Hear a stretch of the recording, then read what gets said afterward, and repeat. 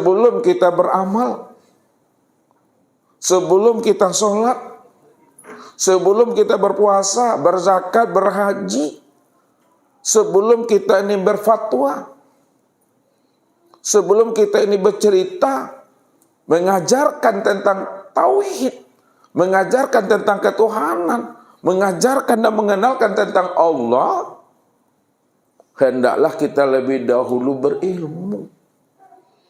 Berilmu makrifat kita lebih dahulu. Kita mesti kenal Allah lebih dahulu. Kita lebih dahulu berliqa'ah dengan Allah. Kita lebih dahulu bermusyahadah dengan Allah. Kita lebih dahulu bermuwajahah dengan Allah. Bagaimana mungkin seseorang itu akan menemui seseorang, padahal yang ditemuinya itu dia belum mengenalnya? Bagaimana mungkin Bapak Ibu akan bisa berjumpa dengan seseorang, padahal Bapak Ibu belum mengenal orang yang Bapak Ibu jumpai itu? Bagaimana mungkin kita akan bercerita tentang Allah? Bagaimana mungkin kita akan menjelaskan tentang Allah? Bagaimana mungkin kita akan menghantarkan umat ini berliqa'ah dengan Allah, bermusyahadah dengan Allah, sedangkan orang yang menceritakannya belum berliqa'ah, belum bermusyahadah dengan Allah? Itu bohong tuh. Inilah yang dikatakan oleh Allah tadi, wa antakulu 'alallah ma la ta'lamun. Berapa banyak orang yang bercerita tentang aku, padahal dia tidak mengenal akan aku. Haram bagi dirinya menceritakan diriku, padahal dia tidak mengenal akan aku. Makanya yang Tuhan itu, yang menggunakan dengan bahasa aku, yang disebut istilahnya Rabbul Izzati, itu yang kosong tuh. Yang kosong itu maksudnya yang tak bisa disebut. Itu dia. Maka yang tak bisa disebut itu, itulah yang mengatakan dengan kata aku.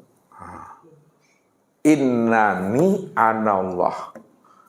Aku ni Tuhan, namaku Allah. La ilaha illa ana. Tak ada Tuhan yang wujud. Tak ada Tuhan yang sama basar kalam. Tidak ada Tuhan yang ilmu, kuda, iradat, dan hayat. Melainkan yang sebenar-benarnya Tuhan. Yang wujud, yang sama, yang basar, yang kalam, yang ilmu, yang kudrat, yang iradat, yang hayat. Aku. Lalu siapa aku itu? Kita lihat.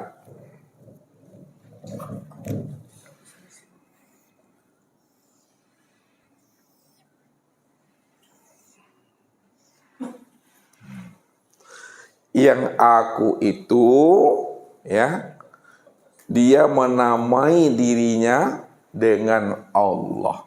Tuh dia. Yang aku itu menamai akan wujudnya dengan Muhammad. Yang aku itu yang menamai rupanya dengan Adam. Yang aku itu yang menamai akan rahasia akan dirinya dengan insan.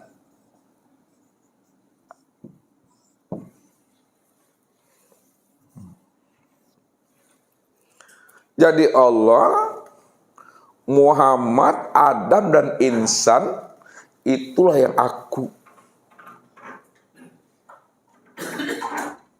Itu yang Tuhan itu. Maka aku menamai dengan diriku itu Allah. Aku menamai wujud diriku Allah itu dengan Muhammad. Aku menamai diriku itu rupaku dengan Adam, dan aku menamai rahasia diriku itu dengan insan. Karena dialah yang wujud secara mutlak. Dia nih, aku nih yang wujud mutlak tuh.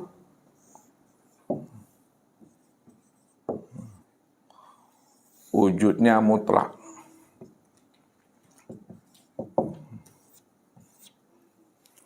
Karena dia adalah wujud yang mutlak. Disitulah dikatakan wujud yang mutlak itu yang disebut dengan sifat nafsiyah. Ya, wujud yang mutlak ini disebut namanya dengan sifat nafsiyah.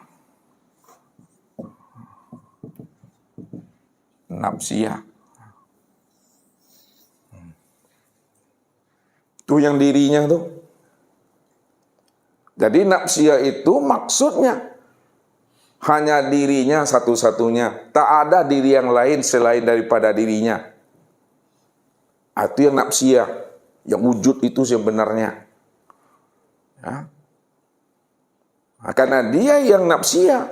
Dia satu-satunya yang wujud. Ya. Maka dia pula lah yang sebenarnya yang bersifat itu. Jadi yang wujud dan yang bersifat itu yang dirinya. Bagaimana cara Bapak Ibu memahami bahwa yang wujud, yang bersifat itu hanya dirinya semata-mata? Kita lihat, ya, sama, ya,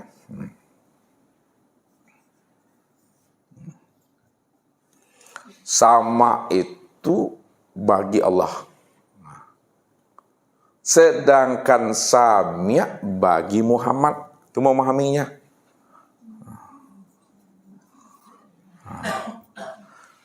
Sama bagi Allah, samia bagi Muhammad. Apa maksudnya itu?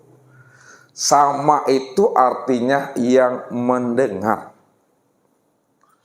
Yang mendengar itu ya Allah. Ya. Karena dia yang bersifat nafsiyah tuh. Dirinya cuma satu-satunya yang wujud. Kalau dirinya yang satu-satunya yang wujud, yang nafsiyah, nggak ada diri yang lain, maka sama itu bagi Allah. Artinya apa? Yang mendengar itu Allah. Nah, itu maknanya tuh. Sama tuh yang mendengar itu Allah. Sedangkan samia bagi Muhammad. Samia itu artinya kenyataan yang mendengar. Kenyataan yang mendengar. Kenyataan yang mendengar tadi siapa tuh? Yang mendengar siapa? Allah. Yang mendengar Allah. Kenyataan Allah yang mendengar itu yang nyata pada Muhammad. Itu maksudnya tuh. Yang mendengar Allah. Kenyataan yang mendengar tadi itu nyata pada Muhammad. Makanya sama bagi Allah, sami bagi Muhammad. Untuk memandang Allah, pandangnya pada Muhammad. Karena Muhammad inilah kenyataan Allah. Kalaulah Allah itu yang mendengar, maka kenyataan Allah yang mendengar tadi nyatalah pada Muhammad. Muhammad itulah yang dikatakan samia. Samia itu apa artinya? Kenyataan yang mendengar. Itulah pada Muhammad. Sedangkan pada Adam itu telinga. Itu dia. Sama bagi Allah, samia bagi Muhammad, telinga bagi Adam.